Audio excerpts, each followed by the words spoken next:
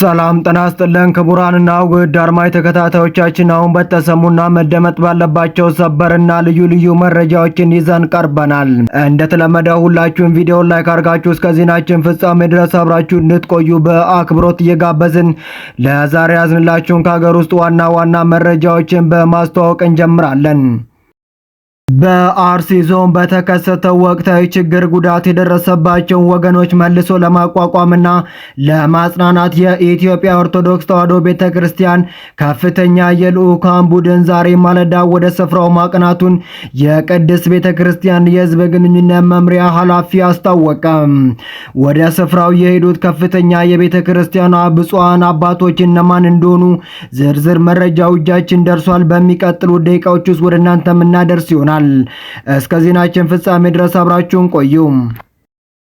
አሁን በደረሰን እጅግ አሳዛኝ ዜና መሰረት የኢትዮጵያ ኦርቶዶክስ ተዋሕዶ ቤተክርስቲያን ከፍተኛው ብፁዕ አባት ከዚህ ዓለም ድካም ማረፋቸው ተገለጸ።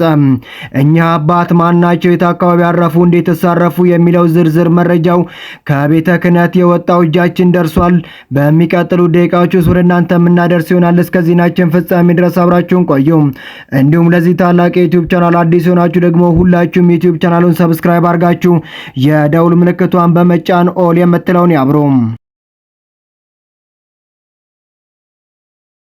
ታዋቂዋና ተወዳጇ አርቲስት ማርያማዊት አባተ በእግር ኳስ ጨዋታ ላይ ባደረገችው ውርርድ ያሸነፈችውን 300 ሺህ ብር ሙሉ በሙሉ ለበጎ ዓላማ እንደምታውል መግለጿ ይታወሳል። አርቲስቷ ምንም እንኳን የቼልሲ ክለብ ደጋፊ ብትሆንም በፒኤስጂ እና በአርሰናል መካከል በተደረገው ጨዋታ ላይ በፒኤስጂ ድል ላይ ተወራርዳ የ300 ሺህ ብር አሸናፊም ትሆናለች። ማርያማዊት ይህንን ያሸነፈችው ገንዘብ ለበጎ አድራጎት መዋል እንደምትፈልግ በመግለጽ ገንዘቡ ይበልጥ ውጤታማ በሆነ መንገድ እንዴት ጥቅም ላይ መዋል እንዳለበት የአድናቂዎቿን አስተያየት በኮመንትም ትጠይቃለች። አርቲስቷ ያሸነፈችውን ይህንን የውርርድ ገንዘብ በቀጥታ በጽኑ የጤና እክል ምክንያት በኩላሊት ዲያሊሲስ ወይም እጥበት ላይ ለሚገኙና አስቸኳይ እገዛ ለሚያስፈልጋቸው ወገኖች እንዲውልም አድርጋለች። በዚህም መሰረት በኩላሊት ህመም ምክንያት ዲያሊሲስ ለሚያደርጉ ሁለት ነጠላ እናቶች ወይም ሲንግል ማም ለእያንዳንዳቸው 100 ሺህ ብር እንዲሁም በተመሳሳይ በኩላሊት እጥበት ላይ ለሚገኝ አንድ ዩኒቨርሲቲ ተማሪ 100 ሺህ ብር በድምሩ 300 ሺህ ብር በቀጥታ በእርሷ መልካም ፍቃድ ተደራሽም ተደርጎላቸዋል። የማርያማዊት አባተ ቸርነትና ልበሰፊነት በዚህ ብቻ አላበቃም። ያለባትን ድንገተኛ የፋይናንስ ችግር ወይም የገንዘብ እጥረት ለመቅረፍና ድጋፍ ለመሆን ለሙያ አጋሯ አርቲስት ቤዛነሽ 500 ሺህ ብር በቅንነትም ለግሳታለች። ማርያማዊት አባተ ለወገኖቿና ለሙያ አጋሯ ያሳየችውን ይህን የቆረጠ አጋርነት የርህራሄና የእርስ በእርስ መረዳዳት ትልቅ ማሳያ ሆኖ በብዙዎች ዘንድ ከፍተኛ አድናቆትና ምስጋናን እያተረፈ ይገኛል። ሰኔ 4 ቀን 2018 ዓ.ም አዲስ አበባ በአርሲ ዞን በተከሰተው ወቅታዊ ችግር ጉዳት የደረሰባቸውን ወገኖች መልሶ ለማቋቋምና ለማጽናናት የኢትዮጵያ ኦርቶዶክስ ተዋሕዶ ቤተክርስቲያን ከፍተኛ የልዑካን ቡድን ዛሬ ማለዳ ወደ ስፍራው ማቅናቱን የቅድስት ቤተክርስቲያን ሕዝብ ግንኙነትና መምሪያ አስታወቀ። ይህ ጉዞ የተደረገው የቅዱስ ሲኖዶስ ቋሚ ኮሚቴ በወሰነው መመሪያ መሰረት ሲሆን ልዑካን ቡድኑ የጠቅላይ ቤተ ክህነት ዋና ስራ አስኪያጅና የቅዱስ ሲኖዶስ ዋና ጸሐፊ በጋራ መርተውታል። ልዑካን ቡድኑም በአቦ ምሳ ወረዳ በሚገኙ የትንሣኤ ብርሃን ደብረ ገነት መድኃኔዓለም ቤተክርስቲያን በመገኘት ከተጎጂ ምዕመናን ጋር ቀጥታ ውይይትም አደረጉ።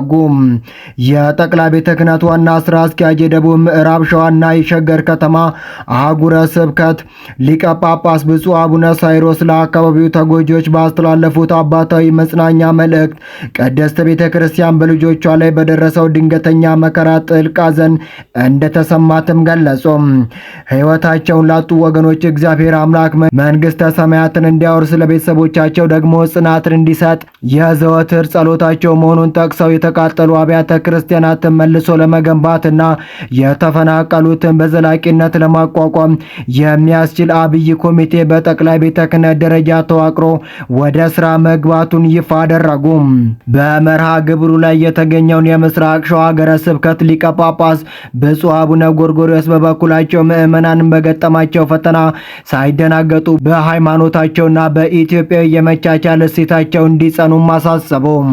ፈጣሪ አካባቢውን ከዳግም ሐዘን እንዲጠብቅ የዕለት ተዕለት ጸሎት እንደማይለይ ገልጸው አባታዊ ቡራኬም ሰጥተዋል።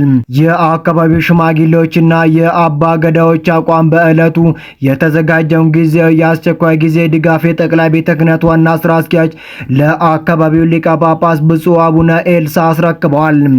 በሌላ በኩል የአቦ ምሳ ከተማ የሀገር ሽማግሌዎችና አባ ገዳዎች ለከፍተኛ አባቶች እንኳን ደህና መጣችሁ አቀባበል ያደረጉት ሲሆን በባህሉ መሰረት የሰንጋ ስጦታ ማበረከቱላቸው።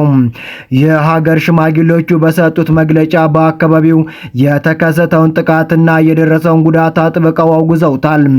ማህበረሰቡ ለዘመናት በሰላም በአንድነትና በጋራ የመኖር ትልቅ ባህል ያለው መሆኑን አስገንዝበው ድርጊቱ ሃይማኖታዊ መልክ ለማስያዝ የሚደረጉ ማናቸውም ስውር ጥረቶች ተቀባይነት የሌላቸውና ፍጹም ስህተት መሆናቸውን በጽኑ አስታወቁም።